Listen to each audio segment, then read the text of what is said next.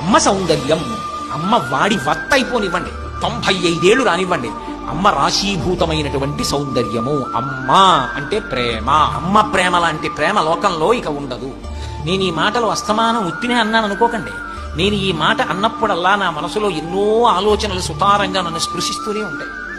నేను ఒకప్పుడు నా స్నేహితుడితో కలిసి, నా స్నేహితుడి ఇంటికి వెళ్ళా. కోటేశ్వరరావు నువ్వు వస్తే కొంచెం పని అవుతుందయా, ఒక్కసారి రారా అని బతిమాలాడు. సరే పద పెడదాం అన్నాను. మా ఇల్లు ఇక్కడైనా ఒక కప్పు కాఫీ తాగెడదాం అన్నాడు. సరే వాళ్ళ ఇంటికి వెళ్ళారు. వాళ్ళ అమ్మగారిని, అమ్మ కాఫీ ఇయ్యమ్మ, నెలల నుంచి తిరుగుతున్నా, నా పని అవ్వట్లేదు, ఇవాళ వీడిని తీసుకెళ్తున్నాను, ఆ పని అవుతుంది, కొంచెం అమ్మ ఒక్కసారి తొందరగా కాఫీ ఇయ్యమ్మ అన్నాడు. ఆ తల్లి గబగబా కాఫీ పెట్టిచ్చాడు. ఆ తల్లి నాకు ఇవ్వలేదు, అతనికి ఇవ్వలేదు. పవిట కొంగు ఇలా వేసేసింది, తెచ్చి ఇలాంటి బల్ల మీద పెట్టి తీసుకోండి అని వెళ్ళిపోయాడు. అదేమిటి మర్యాదకి ఇలా ఇస్తారుగా, ఇవ్వలేదే అనుకున్నాను. అమ్మ పెద్ద ఆవిడ పాపం ఏ ఇబ్బందో, తాగేసి బయటకు వచ్చేస్తుంటే అక్కడ ఆడుకుంటున్న పిల్లలు ఎదురొచ్చారు. ఇదేంటి వచ్చి వాళ్ళు అన్నారు, అంకుల్ మీకు తెలీదా, మా అమ్మగారిని చూశారా అన్నారు. ఏమైంది అంటే మధ్యాహ్నం మా అమ్మగారు అక్కడ నిలబడి మాట్లాడుతున్నారు, పెద్ద గాలి వచ్చింది, తలుపు పడిపోయింది, 4 వేళ్ళు అందులో తలుపు మధ్యలో చితికిపోయి నిద్దురు కాలిపోయి వాచిపోయింది, ఇదంతా తెగిపోయింది, చూడలేదా అన్నాడు. అంటే ఇతను వెనక్కి వెళ్ళాడు, నేను వెళ్ళి అమ్మ వేళ్లు తెగిపోయా ఏవి అన్నాడు.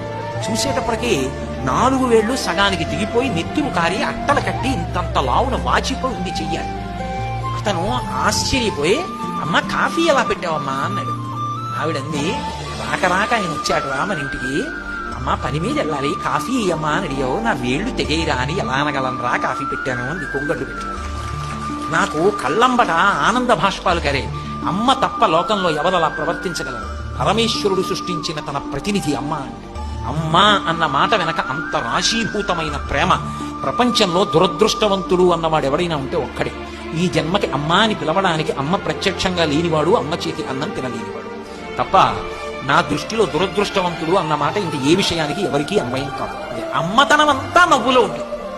అమ్మ అమ్మేనండి. అమ్మ అన్న మాటకి అమ్మ నవ్వేమిటండి? అమ్మ కట్టి